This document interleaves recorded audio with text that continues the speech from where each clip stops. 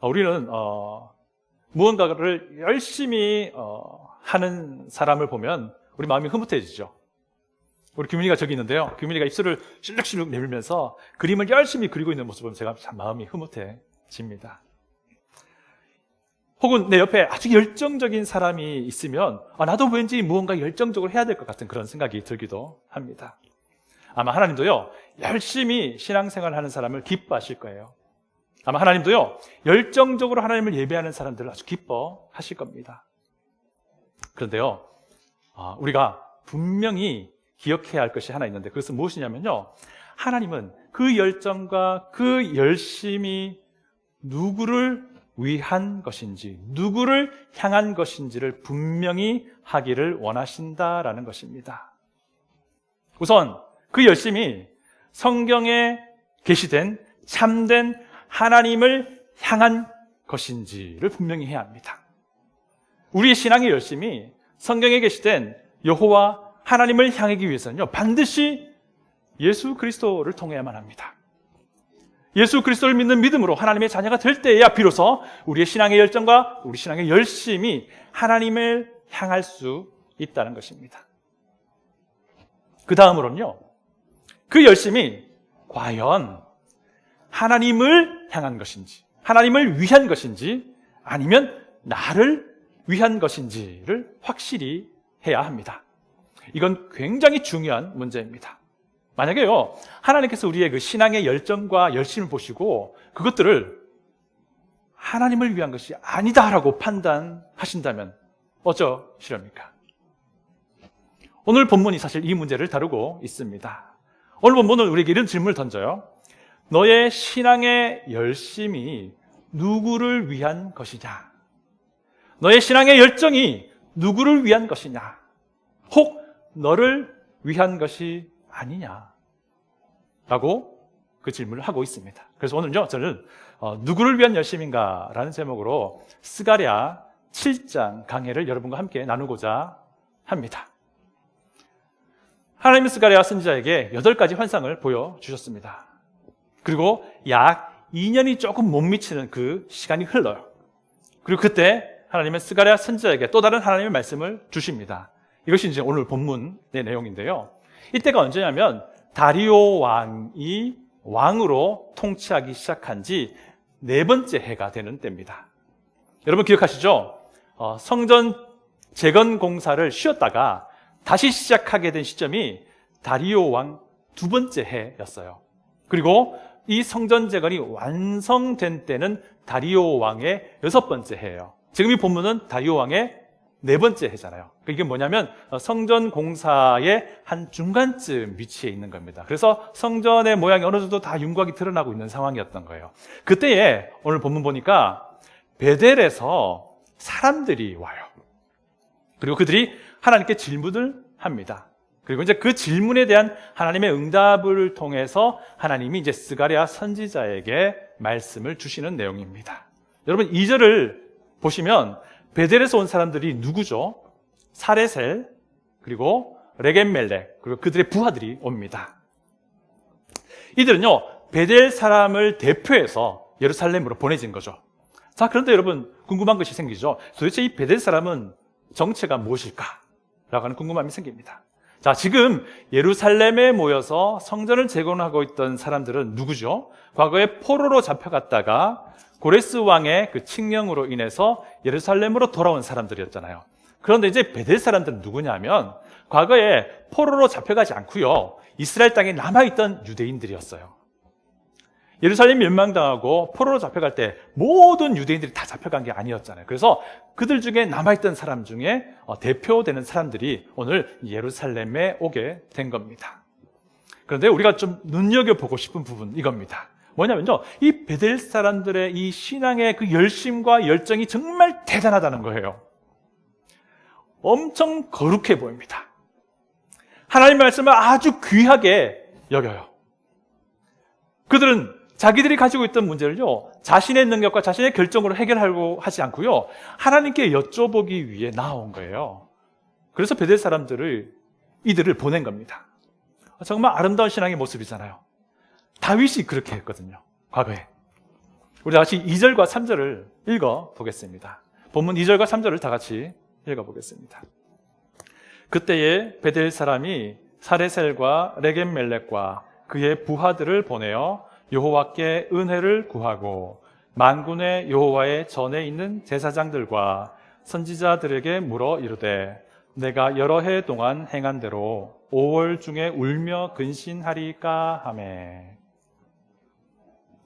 여기 보니까 여호와께 은혜를 구하고라는 문구가 나오죠. 이 여호와께 은혜를 구한다는 것은요, 하나님께 도움을 구하는 사람이 하나님을 향한 마땅한 태도를 말해요. 무슨 말이냐면 하나님 좀 호의를 베풀어 주십시오. Would you do favor for me, please? 이런 이제 의미인 거예요. 이게 마땅한 태도이잖아요. 하나님 앞에 무언가를 부탁할 때에. 자, 그리고 이들은 누구를 찾아왔습니까? 하나님의 일꾼들을 찾아왔어요. 제사장들과 선지자들에게 자신의 문제를 이제 물어본 겁니다. 분명히 그 안에는 대제사장이었던 요수아도 있었을 것이고요. 그리고 그 당시에 활동했던 선지자였던 학개, 스가랴 선지자 또 분명히 있었을 겁니다.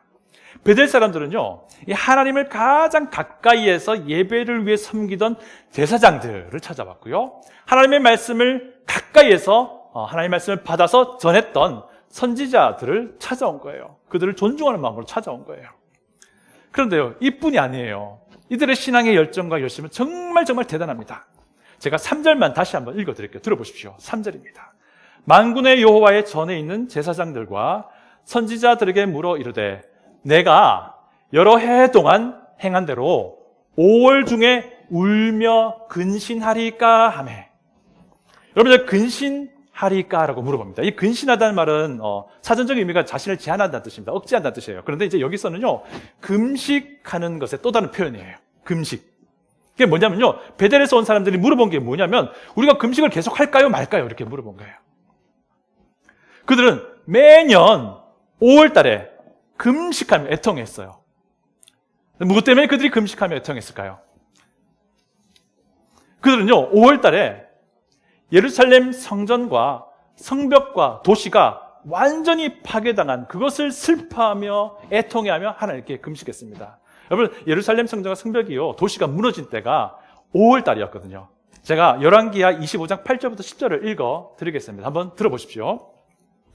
바벨론 왕 느부갓네살의 19째 해 5월 7일에 바벨론 왕의 신복 시위대장 느부사라단이 예루살렘에 이르러 여호와의 성전과 왕궁을 불사르고 예루살렘의 모든 집을 귀인의 집까지, 귀족의 집까지 불살랐으며 시위대장에게 속한 갈대아 온 군대가 예루살렘 주위의 성벽을 헐었으며 5월 달에 예루살렘 온 도시가 바벨론에 의해서 완전히 파괴된 것이었어요. 그래서 이들이 5월 달에 그것을 기억하고 애통해하며 슬퍼하며 눈물을 뿌리며 하나님께 금식을 해왔다는 겁니다. 그런데요, 여러 해 동안 지켜왔어요. 여러 해 동안이라 하면요, 예루살렘이 멸망한 뒤로부터 지금 이때까지인 거예요. 다 같이 5절을 읽어보겠습니다. 다 같이 5절을 읽어봅니다. 온 땅의 백성과 제사장들에게 이르라. 너희가 70년 동안 5째 달과 7째 달에 금식하고 애통하였거니와 그 금식이 나를 위하여 한 것이냐. 5절 보니까 이들이 몇 년 동안 금식했죠? 70년 동안 매년마다 5월이 되면 금식을 지켜왔던 거예요. 포로로 잡혀가지 않고 이스라엘 땅에 남아있던 이 베델 사람들은 정말 대단한 사람이죠. 70년 동안이면 아마 세대가 바뀌어도 여러 번 바뀌었어요. 이들은 대를 이어가면서 매년 5월이 되면 과거 예루살렘 하나님의 도성이 완전히 파괴되었던 그것을 기억하며 하나님께 애통해하며 금식을 했던 거예요. 더 놀라운 것은요, 5월의 금식만 있었던 것이 아니에요. 금방 읽었던 5절 보시면요, 7월의 금식도 있었어요. 7월. 여러분, 7월의 금식 이들이 왜 지켰을까요? 이 이야기는 예레미야 39장부터 41장에 나오는 이야기인데 제가 요약해서 설명을 드려볼게요. 그다랴라는 사람이 있었습니다. 이 사람이 암살당하는데요, 이 사람의 죽음을 슬퍼하며 애도했던 거예요. 제가 이야기를 한번 들어볼게요. 무엇이냐면 예루살렘이 이제 멸망했잖아요. 그리고 나서 바벨론에 의해서 유대인 중에 그다랴라는 사람이 이 예루살렘 지역에, 이스라엘 지역에 총독으로 세워져요.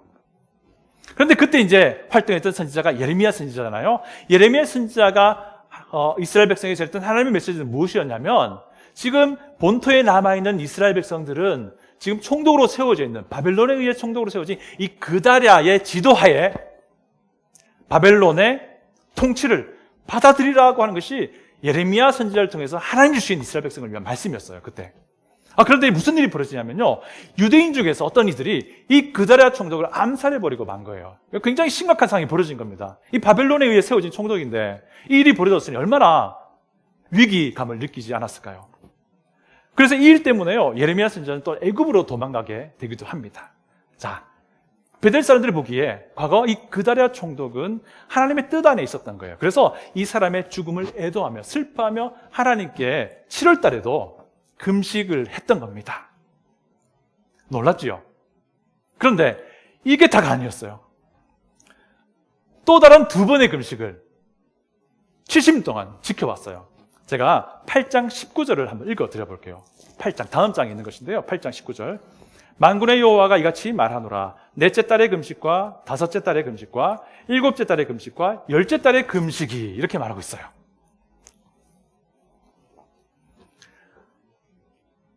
(4월의) 금식, (10월의) 금식이 또 언급이 됩니다. 정말 대단한 사람들이에요.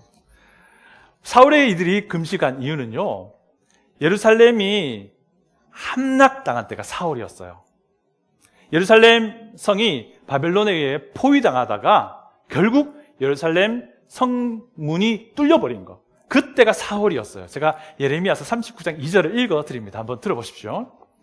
시드기야의 제11년 넷째 달 아홉째 날에, 시드기야의 제11년이라면 시드기야 유대의 마지막 왕인데요, 이 사람이 통치하던 해입니다. 불행히도 이 해가 이 시드기야 왕의 마지막 통치 해이며 동시에 남유다의 마지막 때입니다. 이때 무슨 일이 벌어지냐면 성이 함락된 겁니다. 아홉째 날에 성이 함락되니라. 예루살렘이 함락되매, 무슨 말이냐면 넷째 달에 예루살렘 성문이 뚫려버렸다는 거예요. 그것을 슬퍼하며 애통해하며 이들이 금식을 해왔던 겁니다. 10월에 금식한 이유는요, 예루살렘 성이 이제 바벨론에 의해 포위당하기 시작한 시점이 10월이었어요. 예루살렘 성문이 뚫려진 뒤 2년쯤 전에 그 일이 벌어지는데요, 제가 예레미야 39장 1절 바로 앞절을 읽어드립니다. 한번 들어보십시오. 예레미야 39장 1절 말씀입니다. 유다의 시드기야 왕의 제9년, 그러니까 2년 전인 거죠. 9년 열째 달에 바벨론의 느부갓네살 왕과 그의 모든 군대가 와서 예루살렘을 애워싸고 치더니, 이제 포위당한 거예요. 이게 무슨 말이냐면 한번 설명드립니다. 유다의 마지막 왕인 시드기야 왕 즉위 9년 10월 달에 예루살렘 성이 이제 바벨론 군대에 의해 포위당한 거예요. 이것을 이제 기억하면서 슬퍼하며 금식한 겁니다. 그리고 2년 못 미치는 시간을 버티다가 결국 예루살렘 성이 4월에 함락을 당합니다. 2년 뒤인 4월에. 이거 기억하면서 슬퍼하며 하나님께 금식했다는 겁니다. 그리고 5월, 그 다음 달에는요, 어떤 일이 벌어지냐면 바벨론 군대가요, 이 성문이 뚫렸으니까 들어와서 성전도 불태우고 이 성 안에 있던 집들을 불태우고 심지어는 성벽까지 다 허물어버린 때가, 그때가 바로 5월이었던 거예요. 그래서 이것을 기억하고 이들이 슬퍼하며 금식했던 겁니다. 그리고 그 즉시 바벨론이 총독 그다랴를 세웠습니다. 그런데 이 총독의 죽음을 또 슬퍼하며 이들이 금식을 했던 거예요. 더 놀라운 것도 있습니다. 이 금식을 누가 시켜서 한 게 아니라는 거예요. 그 당시에 유대인, 이스라엘 사람들이 금식해야 되는 일은 단 하루였습니다. 대속제일 한 번만 그들이 의무적으로 금식을 해야 했는데 그 외에는 자유로웠습니다. 자원하여 금식을 드릴 것인데 이 베델 사람들은요, 70년 동안 이 매년 4번에 걸쳐서 금식을 해왔다는 겁니다. 굉장히 놀랍죠? 이들이 가지고 있었던 신앙의 열심과 열정, 정말 대단합니다. 그런데 이것만이 또 아니에요. 6절을 제가 한번 읽어드립니다. 우리 본문 6절, 7장의 6절인데요. 너희가 먹고 마실 때에 그것은 너희를 위하여 먹고 너희를 위하여 마시는 것이 아니냐. 여기 보니까 너희가 먹고 마실 때라고 말하고 있잖아요. 이것은 무슨 말이냐면요, 이들이 모세 율법에 있던 절기를 지켰다는 거예요. 이 절기는 각각 이 축제의 개념이 들어있거든요. 그래서 먹고 마신다라고 표현을 하고 있습니다. 대단하죠. 이 베델 사람들이 70년 동안 금식을 매년 4번을 지키기도 했는데 그뿐 아니라 율법에 따른 절기도 지켜왔다는 거예요. 이들의 신앙의 열심이 정말 대단합니다. 이들이 사실 금식을 지키고자 한 것이 그들의 자원하여 그들 스스로 결정해서 지킨 것이기 때문에 사실 하나님께 나와서 이것을 물어볼 필요도 없어요. 그냥 그들이 스스로 결정한 것이기에 그냥 그들이 스스로 결정해서 그만둬도 전혀 문제가 없는 상황이었는데 그들은 하나님께 나왔어요. 이들의 신앙의 열심이 정말 대단해요. 제가 만약에 이들 앞에 서 있는 스가랴 선지자였더라면 저는 이렇게 말해 주었을 것 같아요. 아, 그러셨군요. 정말 여러분들 하나님을 향한 열정, 하나님을 향한 그 열심 너무 대단합니다. 제가 오히려 본받고 싶습니다. 하나님께서 반드시 기억해 주실 것입니다. 정말 잘하셨어요. 계속해서 그 마음으로 우리 하나님을 같이 섬겨 나갑시다라고 저는 말을 했을 것 같아요. 여러분도 아마 그렇게 말씀을 하셨겠죠. 자, 그런데요, 하나님은 그들의 열심과 그들의 열정에 무엇이라고 대답을 하십니까? 글쎄, 너희들이 지켰던 그 금식이, 너희들이 지켰던 그 절기가 누구를 위한 것이었더냐? 라고 오히려 하나님은 그들에게 질문을 하세요. 5절과 6절을 다 같이 한 번 더 읽어봅니다. 5절과 6절입니다. 온 땅의 백성과 제사장들에게 이르라. 너희가 70년 동안 5째 달과 7째 달에 금식하고 애통하였거니와 그 금식이 나를 위하여 한 것이냐? 너희가 먹고 마실 때에 그것은 너희를 위하여 먹고 너희를 위하여 마시는 것이 아니냐? 충격적입니다. 나를 위하여, 정녕 나를 위하여 한 것이었더냐? 너희를 위하여 한 것이 아니었더냐? 라고 말씀하십니다. 그들이 가졌던 신앙의 열심과 신앙의 열정은 하나님을 위한 것이 아니었다는 겁니다. 그것들은 오직 자신들의 유익을 위해서 했다는 거예요. 이 얼마나 황당한 일입니까? 이 얼마나 어처구니 없는 상황입니까? 만약에요, 우리가 가지고 있는 신앙의 열심과 신앙의 열정을 하나님이 이렇게 판단해 버리시면 뭐 어쩌자는 거예요? 얼마나 당황스럽겠습니까? 헌신적으로 교회를 섬겼는데, 온 마음을 다해서 하나님을 예배하며 찬양했는데, 온 정성을 다해 하나님께 헌금을 드렸는데, 울부짖으며 하나님께 기도했는데, 때로는 울부짖으며 하나님께 금식하며 기도하며 나아갔는데, 우리의 신앙의 열심을 하나님이 그렇게 만약에 판단하신다면 어떻게 하시겠습니까? 여러분, 그리고요, 베델 사람들이 이 금식을 마냥 그 자체만으로도 형식적으로 했다라는 증거를 우리가 찾을 수는 없어요. 왜? 그들은 자원에서 70년 동안 매년마다 4월, 5월, 7월, 10월에 금식을 지켜왔어요. 그들의 금식은 정말 슬픔과 애통함이 담긴 진실된 그 금식이었어요. 그 자체만으로 봤을 땐. 우리도 마찬가지 아닙니까? 좀 전에 찬양 들을 때 우리의 진심을 담아서 온 마음으로 하나님을 찬송하며 찬양했잖아요. 좀 전에 성경 본문 읽을 때 정말 하나님의 말씀을 존중하는 마음으로 일어서서 같이 성경 말씀을 봉독했습니다. 우리 기도할 때 그냥 아무런 감정 없이 기도하는 거 아니잖아요. 하나님께서, 전능하신 하나님께서 내 기도에 선하게 응답하실 것을 기대하며 기도하잖아요. 우리 헌금 들 때 어떻습니까? 내 수입이 비록 넉넉지는 않지만 그래도 그 안에서 최대한으로 하나님께 우리 마음을 담아서 헌금을 드립니다. 여러분, 우리가 다 그렇게 하잖아요. 그런데 우리의 이 열정과 이 열심에 대해서 하나님이 글쎄 라고 반문하실 수도 있다는 거예요. 실제로 베델 사람들에게 그렇게 하셨던 것처럼 말이죠. 우리는요, 우리의 믿음의 그 열정과 그 열심과 수고에 대해서 스스로에게 질문해야 합니다. 내 열심은 과연 누구를 위한 것이냐? 내 신앙은 과연 누구를 위한 것인지를 반드시 질문해야 합니다. 하나님은요, 베델 사람들이 그들의 열심이 왜 하나님을 위한 것이 아닌지에 대해서 이유를 알려주십니다. 그 이유는요, 그들의 그 열심에 반드시 함께 따라와야 하는 두 가지가 있어야 하는데 그것들이 따라오지 않았다는 겁니다. 그것들이 사라졌다는 겁니다. 오늘 우리가 이거 분명히 알고 돌아가지 않겠습니까? 신앙의 열심 이후에 삶이, 그 신앙의 열심을 반영하는 삶이 따라와야 하는데 이 베델 사람들에게 그것이 없었다는 거예요. 여러분, 베델 사람들의 문제는요, 70년 전에 이스라엘이 하나님의 심판을 받아 바벨론에 멸망당했잖아요. 그때에 하나님께서 그 당시 선지자들을 통해서 경고하셨던 그 문제와 똑같은 문제였다는 거예요. 그래서 과거에 그들의 선조들에게 하나님께서 선지자들을 통해서 경고하셨던 그 내용을 그대로 상기시켜 주시면서 너희들이 이와 똑같다라고 지금 말씀하고 있어요. 신앙의 열심과 신앙의 열정은 있는데 그들의 삶에는 아무런 열매가 없다라는 거예요. 신앙의 열심과 신앙의 삶이 따로 그냥 놀았다는 겁니다. 신앙의 열심과 그들의 삶이 철저하게 분리되어 버렸다는 거예요.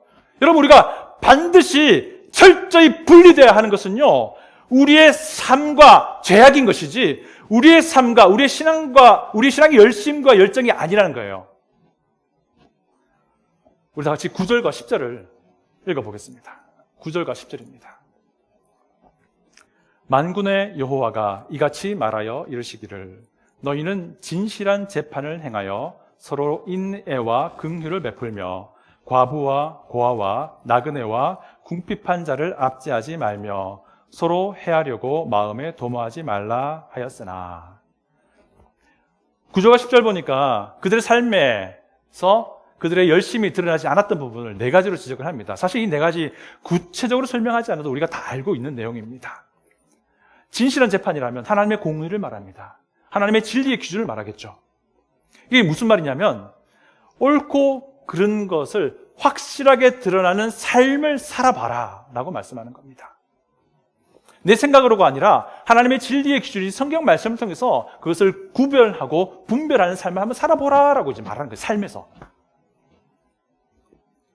인애라고 번역된 단어는요, 변하지 않는 사랑이라는 단어예요. 특별히 이 인애라고 번역된 히브리 단어는요, 하나님의 변하지 않는 사랑을 표현할 때 쓰는 단어인데요. 이게 무슨 말입니까? 하나님의 그 변치 않는 사랑이 무엇인지 너의 삶을 통해서 한번 모여봐라 라고 하는 거예요.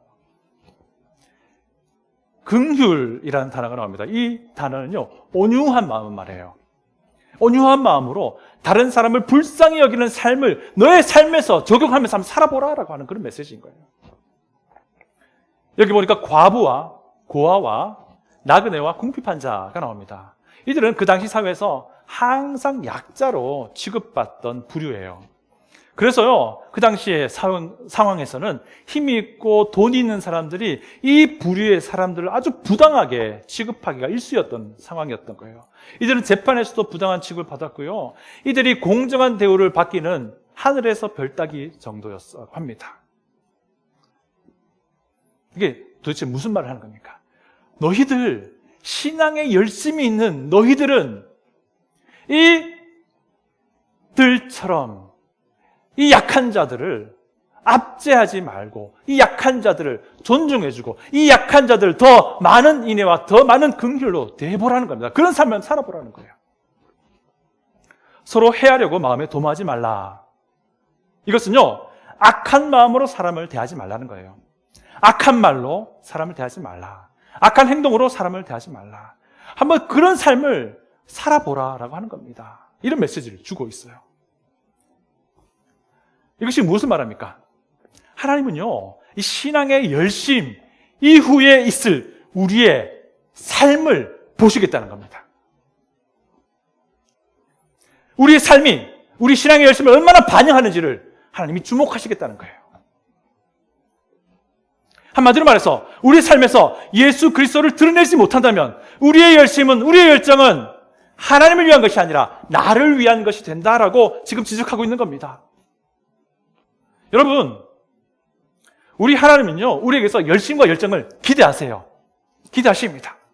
그런데 그뿐만 아니라 하나님은 우리의 삶에 더 많은 관심을 갖고 주목하시겠다는 겁니다. 여러분, 열심과 열정은요, 예수 그리스도 없이도 얼마든지 행할 수 있어요. 제가 과거에 그랬었어요. 제가 증인입니다. 하지만 삶의 열매는요, 예수 그리스도 없이는 절대로 드러나지 않는 거예요. 그래서 하나님 말씀하십니다. 그래, 너의 열심, 너의 열정 좋아. 그런데 난 그 이후를 볼 거야 라고 우리에게 말씀을 하고 있는 겁니다. 하나님을 기쁘게 하는 신앙의 열심은요, 반드시 삶으로 드러나게 되어 있다는 것입니다. 두 번째는요, 신앙의 열심 이후에 순종이 따라와야 하는데 그들에게는 하나님의 말씀에 대한 순종이 없었다는 겁니다. 11절, 12절을 우리 다 같이 읽어보겠습니다. 11절과 12절입니다.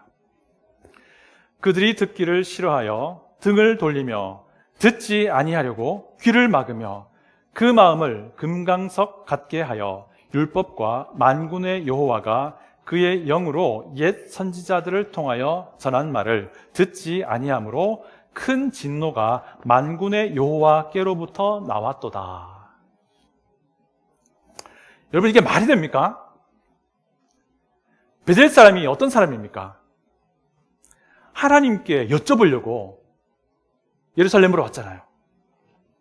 하나님의 말씀을 전하던 선지자들에게 하나님의 뜻을 구하러 나왔잖아요. 그런데 그들이 어떻다고요? 그들이 선조들이 그래 했던 것처럼 똑같이 베델 사람들도 하나님의 말씀에 순종하지 않았다고 지금 말하고 있는 겁니다. 하나님의 말씀을 듣지 않았다 하면 하나님의 말씀에 순종하지 않았다는 말이기 때문입니다. 자, 그렇다면 베델 사람들은 도대체 무슨 의도로 제사장들과 선지자들에게 나왔을까요? 이 부분에 대해서는 본문이 명확하게 말을 하진 않습니다. 하지만 확실한 것은요, 그들의 삶에서 그들은 하나님의 말씀에 순종하지 않았다는 거예요. 그들은 등을 돌리고 귀를 막고 하나님의 말씀에 등 돌리고 있었던 겁니다. 여러분, 하나님의 말씀을 얼마나 순종하기를 싫어했으면 하나님 이런 표현을 썼겠습니까? 등을 돌리고 귀를 막고. 그들의 마음은 또 어땠습니까? 그들의 마음은 단단해서, 우리 한글 성경은 금강석, 다이아몬드처럼 단단해서 도무지 하나님의 말씀으로 그 마음의 밭을 기경할 수 없을 정도라고 말합니다. 여러분, 이 표현 익숙한 표현 아닌가요? 출애굽기에서 바로 왕을 표현할 때 하나님 이렇게 표현하셨어요. 그 마음이 단단해지고. 여러분, 한번 상상해 보십시다. 베델 사람들은요, 10월에 하나님의 도성 예루살렘이 포위당했던 그때도 기억하며 금식하며 70년 동안 기도했습니다. 그 다음 해가 되면 4월에 하나님의 도성이 함락당했던 때를 기억하고 하나님의 도성의 그 문이 뚫려버린 때를 기억하고요, 슬퍼하며 애통하며 금식했습니다. 그리고 그 다음 달 5월에는요, 하나님의 성전이 완전히 불타버렸던 그 사실을 기억하며 하나님의 성전이 불타버린 것을 기억하며 애통해하며 70년 동안이나 대를 이어서 금식을 했어요. 그리고 7월에는요, 총독 그달의 암살 때문에 일어난 하나님의 언약 백성, 그 당시에 언약 백성에게 닥쳤던 그 비참한 현실을 기억하면서 슬퍼하며 애통하며 금식을 했던 거예요. 그런데 그들은 그들의 삶에서 하나님의 말씀에 관심이 없었다고 말하고 있습니다. 하나님의 말씀에 귀를 기울이지 않았다고 말합니다. 그래서 하나님은 그들의 말을 듣지 않겠다고 하세요. 이거 얼마나 비참한 일입니까? 13절을 다 같이 읽어보겠습니다. 7장 13절입니다. 내가 불러도 그들이 듣지 아니한 것처럼 그들이 불러도 내가 듣지 아니하리라. 만군의 여호와가 말하였느니라. 여러분, 이런 일이 과연 가능할까요? 이 신앙의 열심으로 가득한 사람이 하나님 말씀 듣기를 거부한다? 이게 있을 수 있을까요? 신앙의 열정으로 가득한 사람이 하나님 말씀 순종하기를 싫어한다? 이게 과연 가능한가요? 가능합니다. 이 베델 사람들이 그렇게 했잖아요. 우리에게도요, 충분히 일어날 수 있는 일이에요. 얼마나 비참한 일입니까? 여러분, 예수 그리스도 없이도요, 신앙의 열정과 신앙의 열심을 낼 수 있어요. 충분히 흉내낼 수 있습니다. 그런데요, 예수 그리스도 없이는 하나님의 그 말씀에 순종할 수 없습니다. 하나님 말씀하세요. 그래, 너의 열심 참 보기 좋다. 그런데 난 그 뒤를 볼 거야. 난 그 뒤에 너의 삶에서 내 말에 순종하는지를 볼 거야. 라고 말씀을 하고 계신다는 것입니다. 여러분, 반드시 기억해야 합니다. 하나님은요, 우리 신앙의 열심 뒤에 따라오는 우리의 삶을 보시는 분이세요. 하나님은 우리 신앙의 그 열정 뒤에 따라오는 하나님의 말씀에 대한 우리의 순종을 주목하여 기다리며 보고 계신다는 겁니다. 우리 모두가요, 진짜로 나를 위한 것이 아니라 하나님을 향한, 하나님을 위한 믿음의 열정과 믿음의 열심으로 하나님을 기쁘시게 해드리는 그리스도의 사람들이 될 수 있기를 간절히 소원합니다. 다 같이 기도하겠습니다.